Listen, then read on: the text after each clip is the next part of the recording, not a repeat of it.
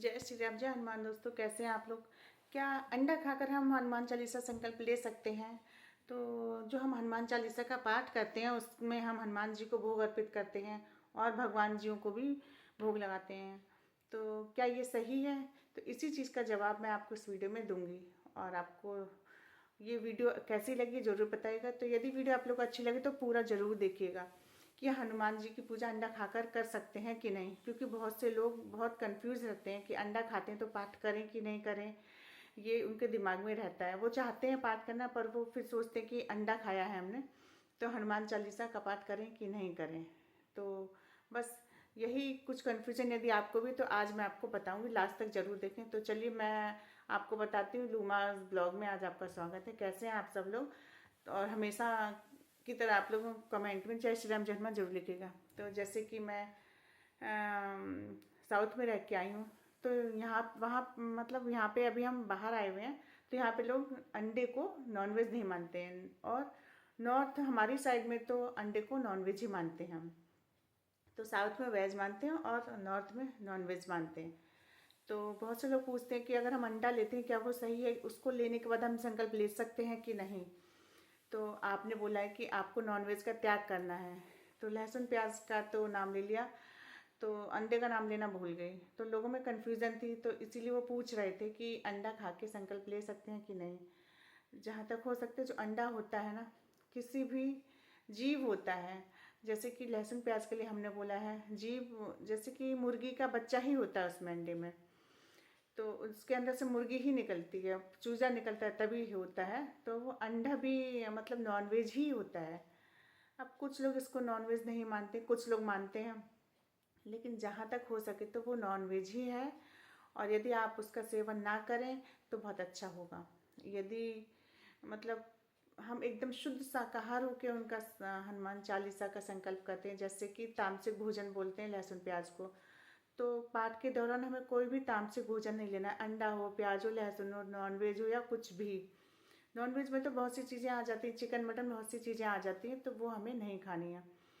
तो बहुत लोगों को कन्फ्यूज़न होता है अंडे को लेकर। तो मुझे लगता है कि आप लोग सोच चुके होंगे कि अंडा भी नॉनवेज ही होता है। तो यदि आप संकल्प करें तो जहाँ तक हो सके वो कि आप अंडा ना लें और संकल्प अपना खूब अच्छे से करें, तो आपकी हर मनोकामना पूर्ण होगी। तो अगर आप नॉनवेज खाते भी हैं तो 3 दिन तक आप मत कीजिए, तो बहुत अच्छा है। तो आप 3 दिन के बाद आप खा सकते हैं, कोई दिक्कत नहीं, लेकिन जब तक आप पाठ का संकल्प लिए हैं तब तक ना खाएं तो ही अच्छा रहेगा।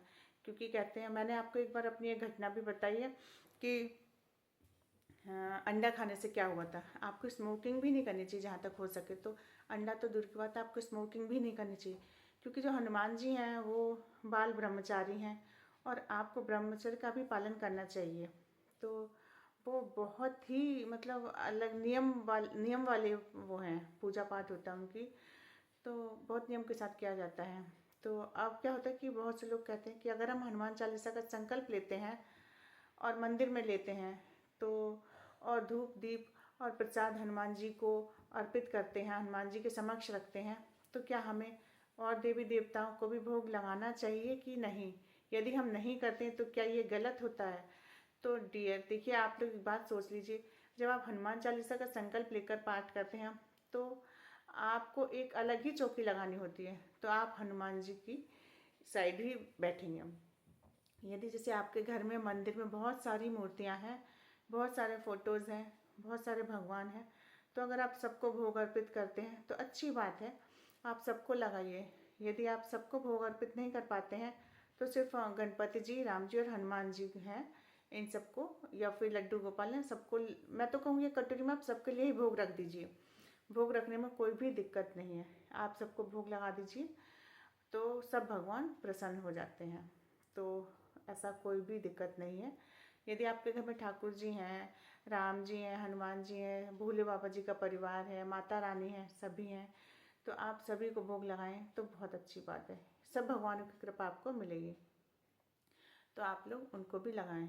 तो बस यही मैं कहना चाहूँगी कि आपके पास यदि टाइम नहीं है तो आप ये चालीसा का पाठ भी कर सकते हैं। राम जी, हनुमान जी, गणपति जी को भोग लगाइए फिर करें, क्योंकि आप हनुमान जी, राम जी को भोग अर्पित कर देते हैं तो राम जी और विष्णु भगवान के अवतार हैं, और सभी भगवान शालिग्राम ठाकुर जी वो विष्णु भगवान के अवतार हैं, तो विष्णु भगवान को भोग लगा दिया मतलब आपने, और हनुमान जी को लगा दिया तो भोले जी को भोग लगा दिया आपने।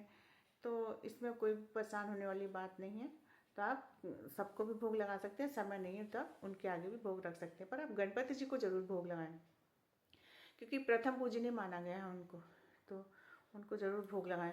तो होता क्या फ्रेंड्स कि मैंने आपको एक बार बताया कि मेरे घर में ही मेरे भैया ने अंडा खा लिया था। उसके बाद मैंने आपको बताया कि हनुमान जी का कैसा प्रकोप हुआ था, मतलब पूरी दीवार पे चींटियाँ ही चींटियाँ हो गई थी, पूरे रूम में, मतलब पूरा रूम एकदम काला काला हो गया था चींटियों से। तो मम्मी ने बहुत मना भी किया था, बेटा हनुमान जी का दिन है, आज अंडा मत खाओ, अंडा मत खाओ, पर भैया नहीं माने थे। तो फिर ऐसे करके पूरे रूम में फिर भैया ने बहुत माफ़ी वाफ़ी मांगी। मम्मी ने बोला हनुमान जी मतलब गुस्सा हो गए ऐसे करके, फिर बहुत माफ़ी मांगी। उसके बाद फ्रेंड्स आप विश्वास नहीं करेंगे, मम्मी ने जब हाथ जोड़ के माफ़ी मांगी भैया ने भी, तो वो सारी चींटियाँ गायब हो गई थी घर से। तो इसलिए कहते हैं कि आप मंगलवार शनिवार को अंडा ना खाएं, नॉनवेज ना खाएं तो बहुत अच्छा होता है, क्योंकि वो हनुमान जी का दिन होता है। हनुमान जी को सब बिल्कुल भी पसंद नहीं है। तो यदि आप हनुमान जी का संकल्प लेते हैं तो आप अंडे को बिल्कुल छुएं भी ना, और ना ही नॉनवेज खाएं और ना ही लहसुन प्याज खाएं, क्योंकि ये सारी चीज़ें हनुमान जी को बिल्कुल भी पसंद नहीं है। तो आप 3 दिन का संकल्प में सारी चीज़ों का बिल्कुल त्याग कर दें, आपकी मनोकामना 100% पूरी होगी। आप एक बार ये सब करके देखिए, भगवान आपकी ज़रूर सुनेंगे। तो फ्रेंड्स कैसा लगा आपको मेरा वीडियो ये? तो बस काफ़ी लोग बोल रहे थे कि अंडे खा के संकल्प ले सकते हैं कि नहीं, तो इसलिए मैंने सोचा चलिए आप लोग को बता देते हैं कि आप लोग अंडा खा के संकल्प ना लें तो बहुत अच्छा होगा। तो कैसा लगा आपको मेरा वीडियो कमेंट में ज़रूर बताइएगा। जय श्री राम, जय हनुमान दोस्तों।